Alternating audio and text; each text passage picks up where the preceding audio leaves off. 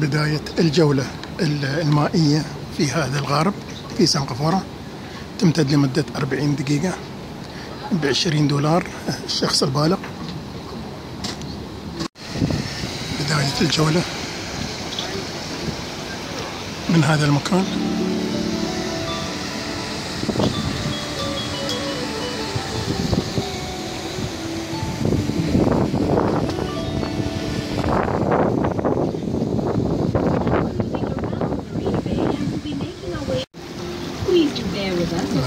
على الحي التجاري في سنغافورة.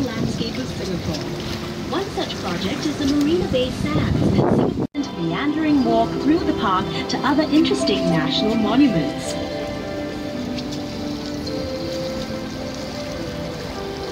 The bridge straight ahead of us is Anderson Bridge, named after Sir John Anderson, yet another governor of the Straits Settlements. This elegant arch displays an excellent combination of intricate plaster and metalwork, whilst its curved structure, the Empress of India. The Victoria Theatre and Victoria Memorial جولة بحرية في النهر. Dedicated to the history and the people of our beloved river. Be sure to check it out for an even more intimate picture of the things you see on this river cruise. على حافة النهر.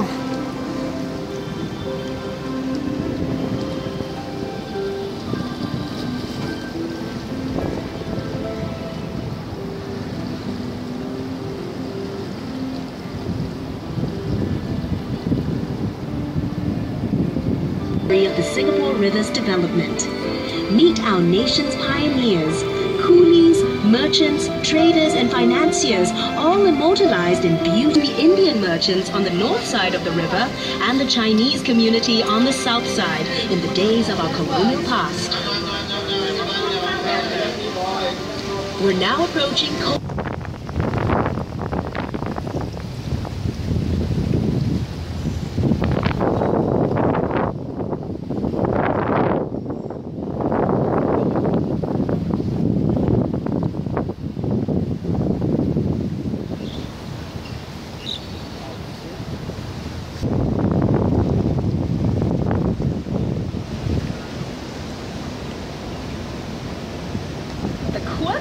to your right is Clarke Quay, named after Sir Andrew Clarke, second governor to Singapore.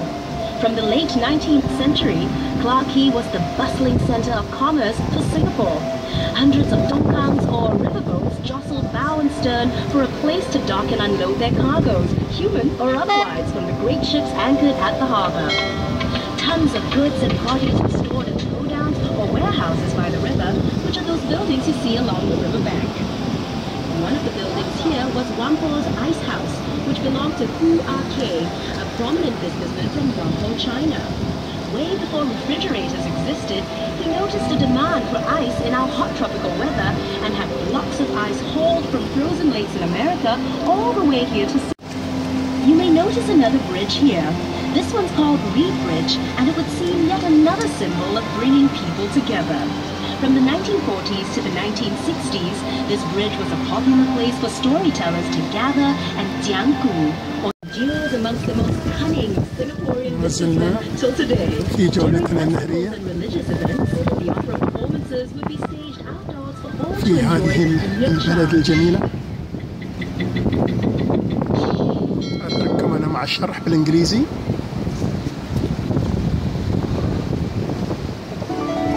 نوفوتيل هوتيل.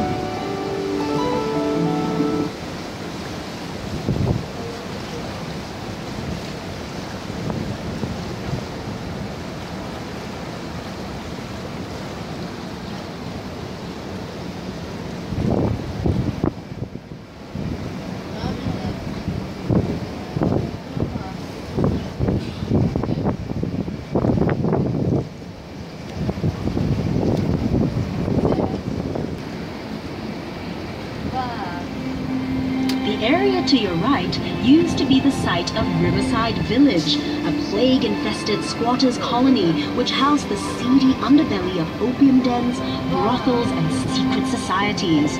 Addicts, ladies of the night and gangsters jostled for space in this once dangerous, mysterious place.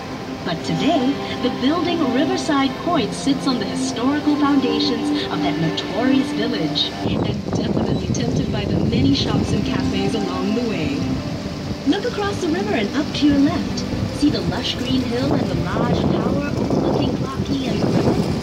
That is Fort Canning Hill, where Raffles built his own bungalow, Singapore's first government house. He also planted a spice garden, Singapore's first experimental botanic garden, to cultivate commercially World War II. In fact, the old Hill Street police station served as Singapore's earliest torture. And during World War II, it lived in a torture chamber.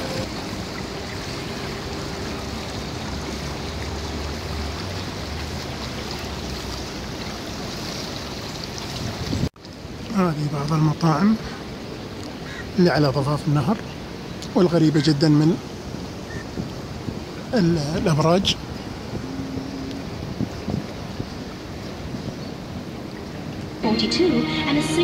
أترككم مع الآنسة لي بينغ، اسمعوها جيدا. The sheltered riverbanks made excellent loading and unloading places.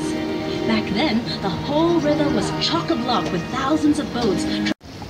من الطبيعي يا اخوان بلد مساحته 700 كيلو متر مربع انهم يتجهون للاعلى مع انشاء هذه المباني العاليه. سكانها 5,800,000 تقريبا.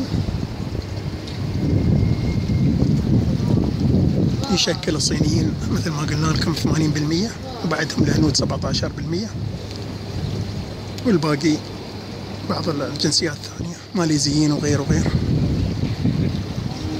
باص اللي ينزل في البحر إذا سعف لي الحظ بروح أخذ لي جولة فيه.